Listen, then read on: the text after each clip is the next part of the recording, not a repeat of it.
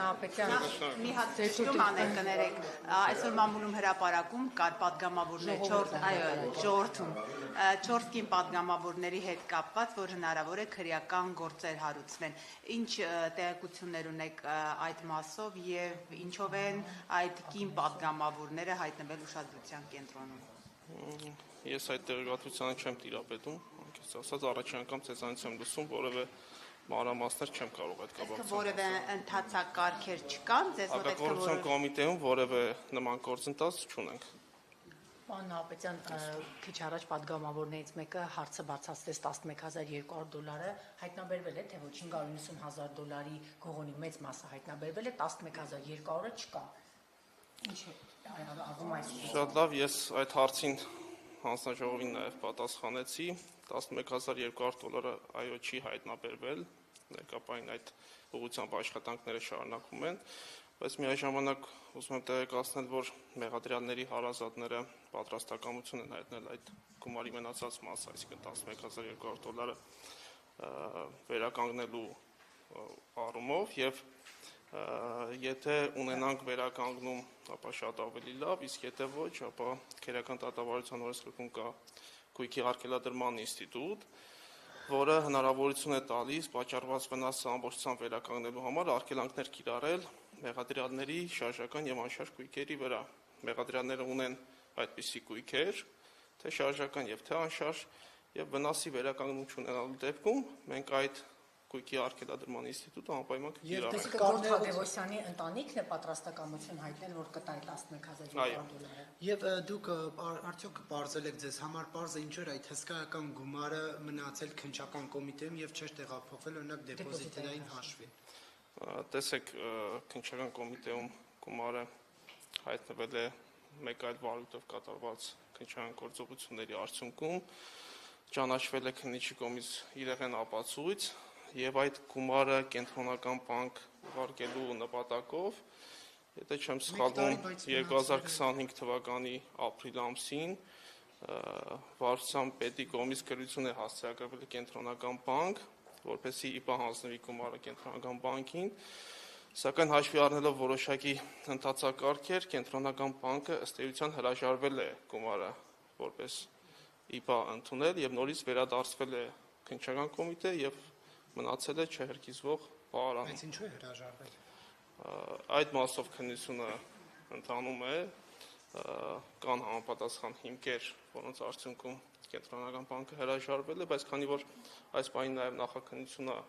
իրականացվում եւ այդ հանգամանքները եւս քննության առարկա են դառնալու քրեական վարույթով, թույլ տվեք ձեռնպամնամ այդ հարցերին պատասխանելուց։ Կադրային ջարդի հետ կապված էլի այսօր հրապարակել ձեր հարուրը չի դրանցել, չէ՞ պարոն Նահապետյան։ Ոչ։ Արդեն այս 2 ամսվա ընթացքում մեր տեղեկություններով պաշտոնականը 12 է, ես ինքս հրամաններ ուսումնասիրել եմ ազատվածները պաշտոնից, բայց ըստ էության ասում են ավելի շատ են ու շարունակում են։ Սասուն Խաչատյանի կադրերից եք ազատվում, թե քննիչները լավ չեն աշխատում, այսինչ ջարդ եք սկսել ներսում։ Ես կադրային ջարդ ծեր օգտագործած տերմինի հետ թույլ տվեք չհամաձայնվեմ, դա բնականon աշխատանքային process է,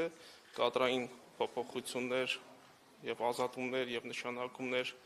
բոլոր կառույցներում տարբերաբար լինում են եւ որևէ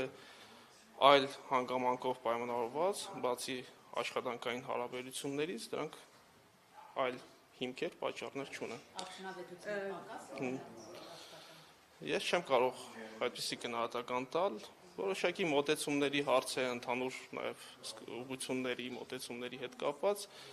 անձինք որոշ անձինք ունենալով նաև այլ մոտեցումներ եւ աշխատանքային այլ սկզբունքներ, նաև ազատման դիմումներ են գրել։ Պարոն Նահապետյան, 2 հարց ունեմ, նախ առաջինը, հայտնի է, որ Enterprise Armenia հիմնադրամի տնօրեն է նշանակվել, արտաքին գործերի նախարարի կինը, դուք այստեղ շահերի բախում չեք տեսնում, առավոտյան օրինակ ես դա հարցրեցի Արայիկ Հարությունյանին, նա ասաց, որ դա օբյեկտիվ ընտրություն է եղել, դուք ինչ եք կարծում, նորմալ է, երբ Բարձրաստիճան պաշտոնյայի կինը նշանակվում է հիմնադրամի տնօրեն, որտեղ խոսքով պետական միջոցներով է։ Կարծում եմ դա իմ տիրույթում պատասխանելու հարց չի, այդ հարցին կարող է պատասխանել կոռուպցիայի կանխարգելման հանձնաժողովի նախագահ, առերևույթ ձեր ասածի մեջ որևէ ես կոռուպցիոն ռիսկ եւ շահերի բախում չեմ տեսնում։ Լավ, երկրորդը վերաբերում է Սորվա Արայիկ Հարությունյանի մյուս հայտարարությանը, որ կրթվել է նորաձև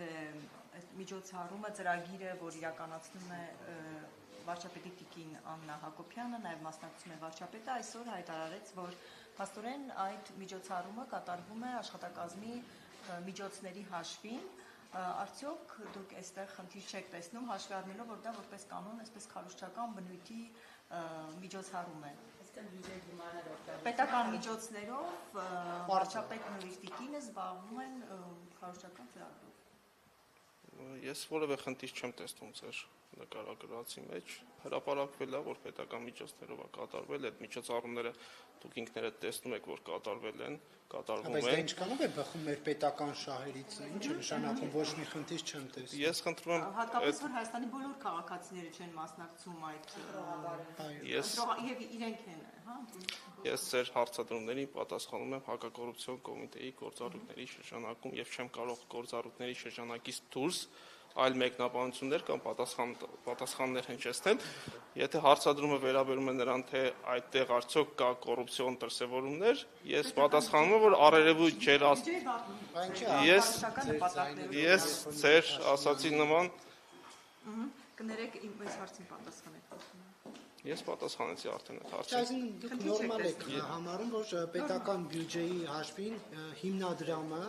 անում է միջոցառում եւ դրա համար վճարում են հարկատուները, այդ թվում օրինակ նաեւ դուք։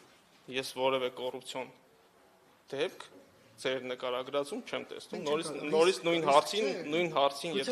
եթե ձեր հարցը տարբեր ձևակերպումներով մի 100 անգամ էլ տակ, պատասխանը նույնն է լինելու։ Ես որևէ կոռուպցիոն ռիսկ դրսևորում չեմ տեսնում ձեր նկարագրածում առնվազն։ Ուրիշ տիկինն են, հա, գլխին կանգնած այդ ամենի դրա Ուրիշ հարցադրումներ ունեք։ Պարոն Հապետյան, քաղաքապետարանում տարբեր պաշտոնյաների հետ մշտապես կան մամուլի հրապարակումներ կոռուպցիոն գործարքների հետ կապված։ Արդյոք ձեր կառույցը հետամուտ է, օրինակ քաղաքապետարանում է մշտապես կոռուպցիոն դեպքեր բացահայտվում եւ ուղիղ ասում են թելերը տանում է դեպի Տիգրան Ավինյան։ Այս ամեն ինչը քննության առարկադառնում է։ Ես ասեմ, որ հակակոռուպցիոն կոմիտեում քննության առարկա դեպքերը ոչ թե պայմանավորված են կոնկրետ սուբյեկտներով կամ որևէ պետական կամ տեղական ինքնակառավարման մարմիններով, այլ հանցանքի վերաբերյալ ստացված տվյալներով։ Եթե ունենում ենք որևէ տվյալ, որևէ տեղ կատարված հանցանքի վերաբերյալ, ապա անպայման այդ հանցանքով կատարվում են համապատասխան վարորդային գործողություններ։ Շատ է քաղաքապետարանում այդպիսի ձերբակալություններ եւ մենք տեսնում ենք այդ ամեն ինչը մի կառույցում, որի ղեկավարը Տիգրան Ավինյանն է քաղաքապետը, այսինքն մտահոգություններ չկան եւ ուղիղ նրան թեկուզ կանչելու, հարցաքննելու, թելերը ասում եմ տանում են, բոլորն են դա ասում, որ այդ մարդը ղեկավարում է այդ կառույցը, ձեզ մոտ մտահոգություն չկա, ինչպես իր տիրույթում այդքան կոռուպցիոն դեպքեր։ Եթե որևէ վարույթով ձեր ասացի նման ունենանք տվյալներ, որ այդ հանցագործությունը կամ հանցագործությանը առնչվել է նաև այլ պաշտոնատար անձ, այդ թվում նաև քաղաքապետը, ապա անհրաժեշտության դեպքում անպայման կհարցաքննվի, որևէ խնդիր չեմ տեսնում։ Պարոն Հապետյան, Անիֆի գործը ձեր մոտ է։ Անիֆի գործը քննվում է քննչական կոմիտեում, ոչ թե հակակոռուպցիոն կոմիտեում։ Այլ հարցեր կան։ Դուք կաշկանդված եք խոսելու Փաշինյանի կամ նրա ընտանիքի որևէ անդամի որևէ կաշկանդվածություն չունեմ, որևէ կաշկանդվածություն չունեմ, որևէ կարդալ ունակություն ունեք, պատասխանեք։ Ես արդեն ձեր հարցադրումը հասկանում եմ, քանի որ սրանից առաջ էլ եւս 3 անգամ նույն հարցադրումը տվեցիք, ես պատասխանեցի, ես սրանից չեմ բարձրացնում։ Դուք դիտողն էլ պետք է չէ հարցը լսի, թե ինչի մասին։ Լսում եմ, ասեք։ Դուք արդյոք կաշկանդվածություն ունեք, երբ որ խոսում եք Նիկոլ Փաշինյանի, նրա ընտանիքի որևէ անդամի ենթադրյալ կոռուպցիոն չարաշահման մասին, թե ոչ օրինակ մտավախություն ունեք, որ կարող մի երեկո դուք էլ WhatsApp-ով մեսեջ բանը ստանաք, SMS ստանաք ազատվելու մասին։ Այսինքն նրա այդ կապված հարցերի վերաբերյալ դիրքորոշում հայտնելիս, դա հաշվի առնում եք այնպիսի բան ասեմ, որ SMS չստանաք։ Որևէ կաշկանդվածություն չունեմ։ Ձեր հարցի պատասխանը։ Եվ նաև ճիշտ հասկացանք, որ հարկատուների միջոցների հաշվին իմ քայլը հիմնադրամի կողմից կազմակերպված կրթվելը նորաձև է շարժման այդ ծախսերը կոռուպցիոն որևէ ռիսկ չեք համարում։ Ես նորից եմ նույն հարցին պատասխանում, ձեր նկարագրածում կոռուպցիոն որևէ դրսևորում չեմ տեսնում, ձեր նկարագրածում իմ ասածը է դա։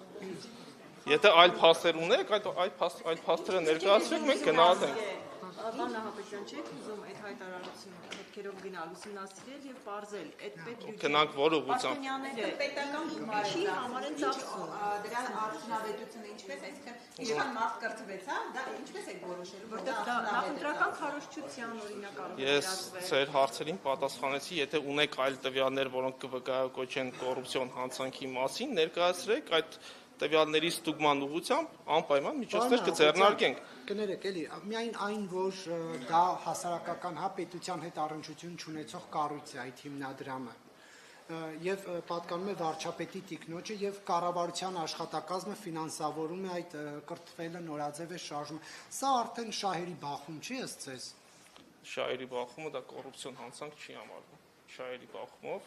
Ռիսկ չկա, կոռուպցիոն զբաղվում է կոռուպցիայի կանխարգելման հանձնաժողովը, կարող եք այդ հարցը ուղղել հանձնաժողովի նախագահին։ Շնորհակալություն։